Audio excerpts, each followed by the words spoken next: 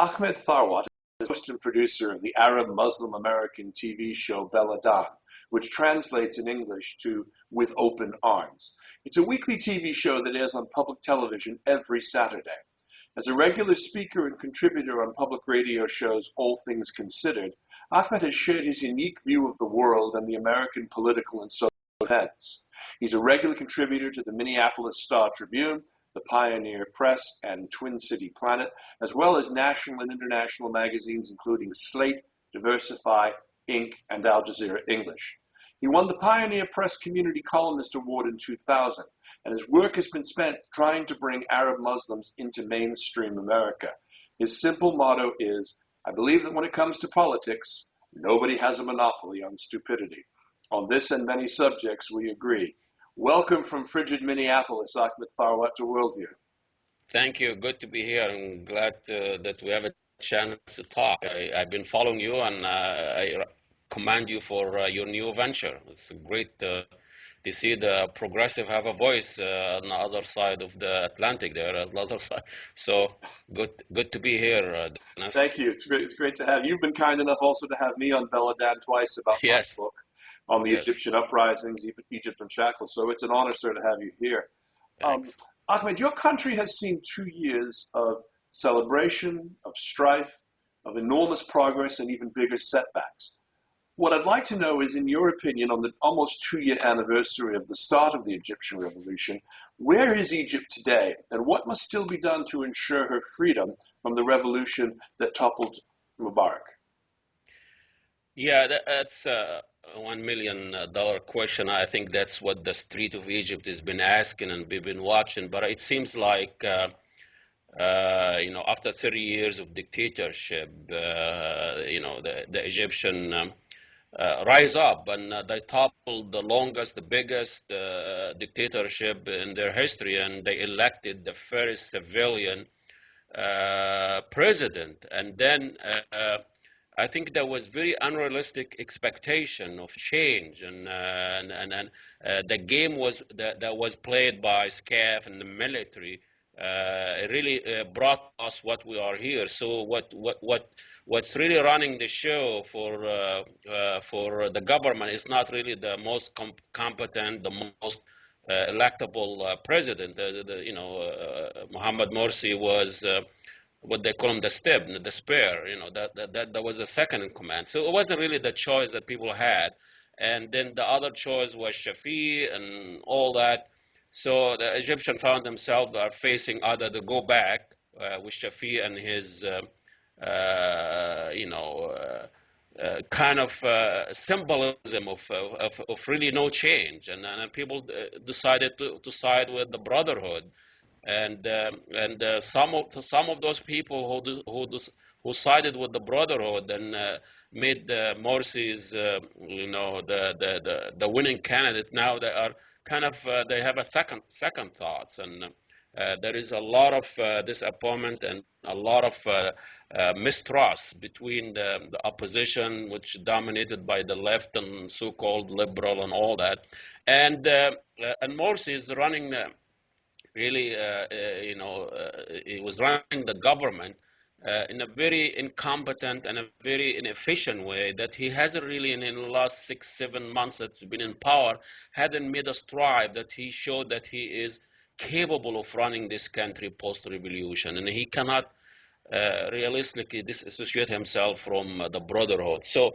there's a lot of fear from the street, which is probably the only legitimate place in Egypt now is the street. Everything has been discredited, and the Egyptian themselves become very ungovernable. I mean, it seems like the street got rid of dictatorship, and the street themselves became dictators. Have the dictatorial tendency of it. So there is a lot of exaggeration, a lot of blame, name calling, and there is not a lot of ideas coming up to really to deal with major problems that Egypt face. So there's a lot of kind of fighting over the identity of Egypt. What is the future of Egypt? And people are fearing the Islamists, the Brotherhood, and the Salafi, and that turned into a very paranoia from the left and liberal and opposition. Really a paranoia.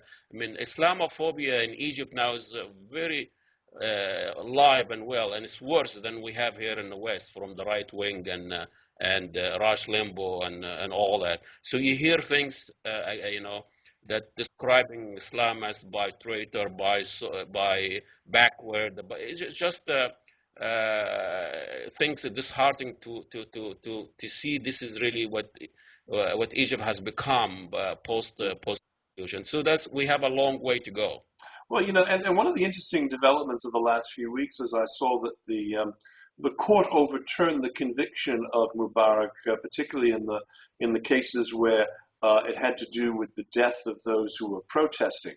And many in the media around the globe have referred to the retrial of Mubarak as a result of this overturning as good news. And I find that hard to fathom. Some say they can secure an even stronger conviction of him and the Interior Ministry, Al-Adli, and the 6 lesser leaders who all walked away without a conviction, while others say this gives President Morsi a chance to recover from his disastrous constitutional referendum.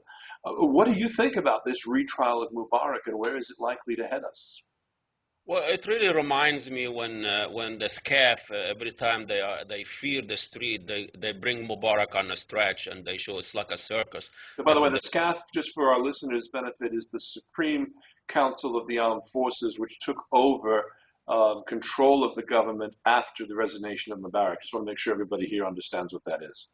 They have the 4 executive branch and military. They have all the power there. And really a political trial. I mean, and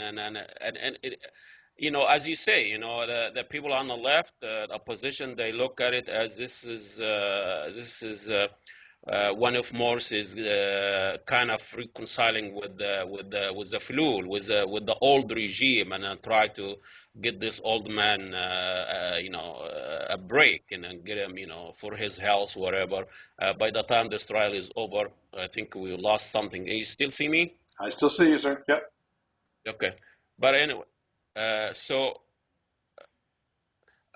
something is happening here, but as long as you see me, it's fine. So that's how the left see that. That's a way of payback and reconciling with the old regime.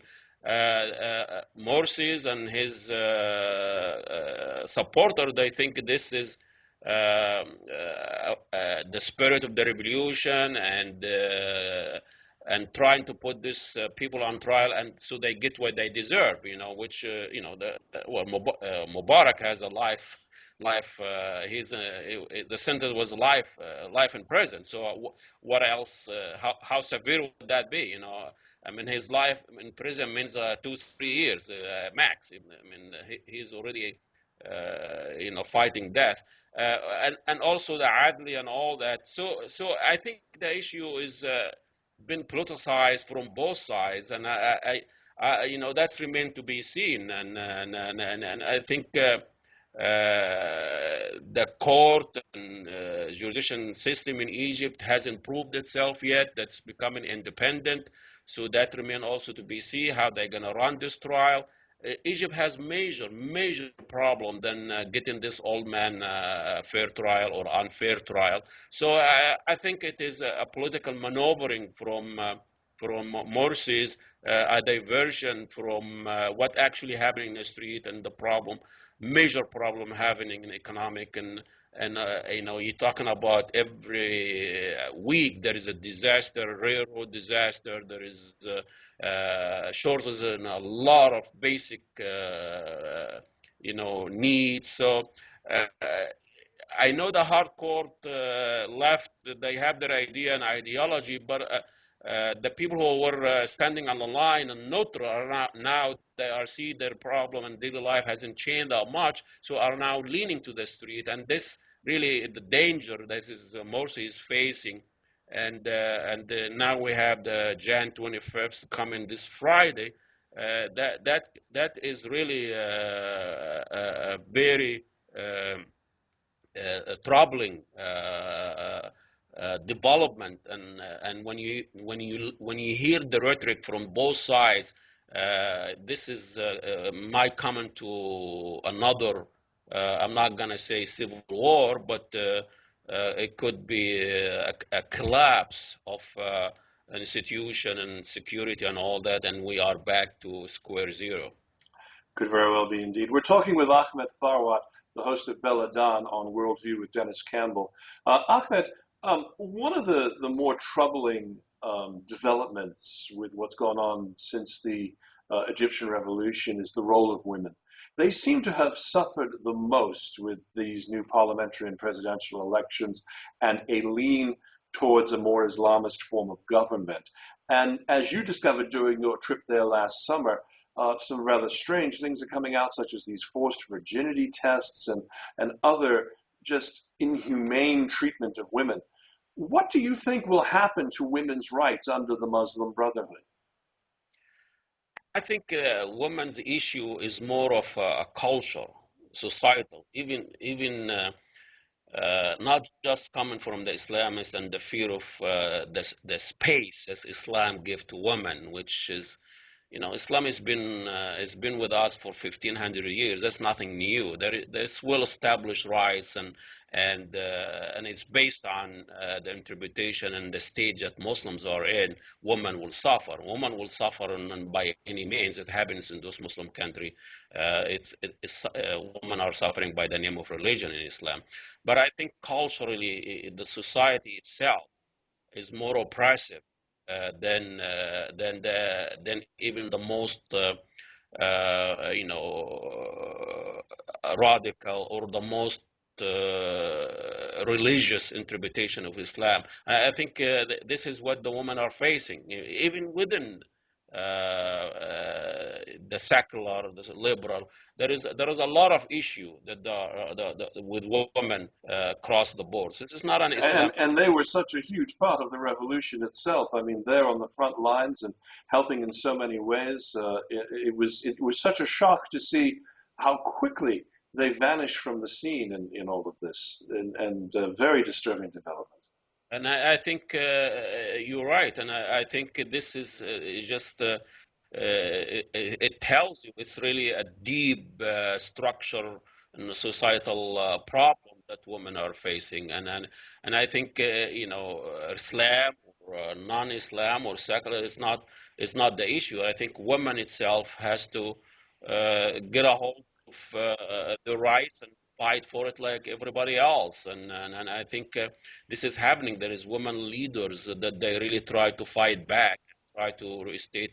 I mean, the history of women in Egypt really is very rich with progressive movement from the 30s, Huda Sha'rawi and what have you. And it seems like the experience that women have in January 25th, 2 years back, that's not going to go away. I mean, once you really get out of the street and you voice your grievances, it stays with you until something done. So it's the woman issue. It's tied to all other issues. I mean, it seems like everybody grievance, and it's and you had so many powerful voices on Twitter and in other places that were very eloquent, and we do hope they come back. I'd like to ask one last question before we wrap up our segment here, and I'd like to bring it back more towards the work that you currently do in the United States to help Muslims be better understood, Arabs be better understood. I know you work very closely with Minnesota Congressman Keith Ellison, who is the only member of the Muslim and Arab community in the United States House. He's a Democrat from Minnesota.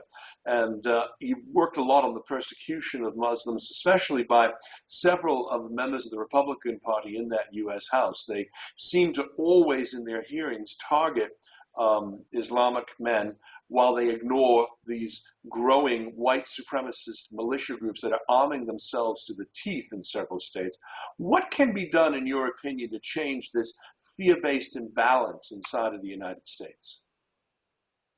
Well, it seems like the United States, through history, there are race and religion and ethnicity play a major role of how this country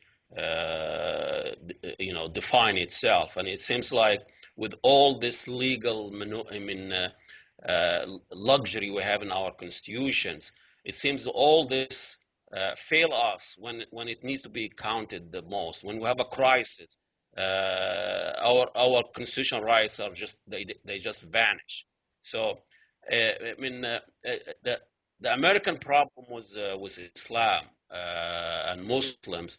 It's not a new thing. It's been with us for a long time. But I think it exaggerated post 9/11, and I think that Americans looking at the only people are challenging Americans' expansionism and American exceptionalism are Muslim all over the world because of for the simple reason that they are the country they've been invaded and they've been bombed and so it's an amazing how the American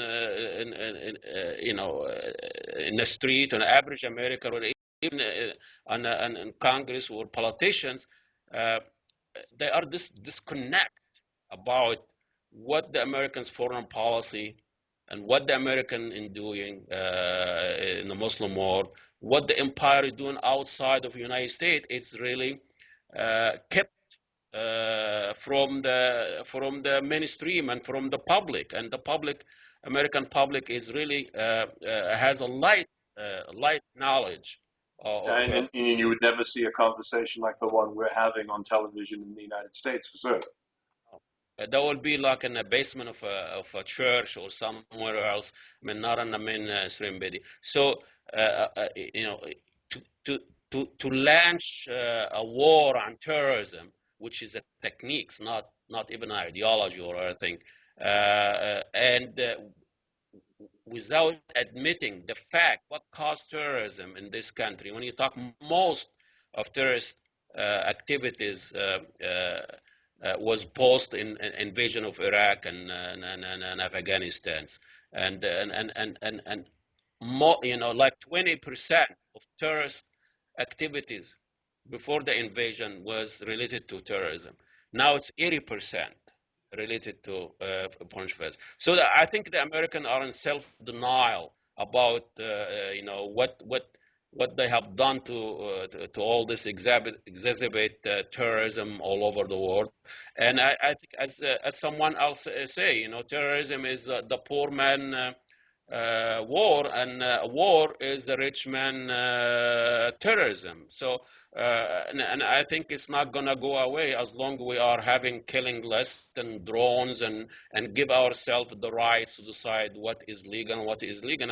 And here yesterday we have inauguration of the first Black Americans, and you should see it. I'm sure you've seen it there, about 4 hours, 5 hours of if it's like Hollywood or and the way I've never seen a country that honor their military and revere their military like the United States. It's probably Well, the only.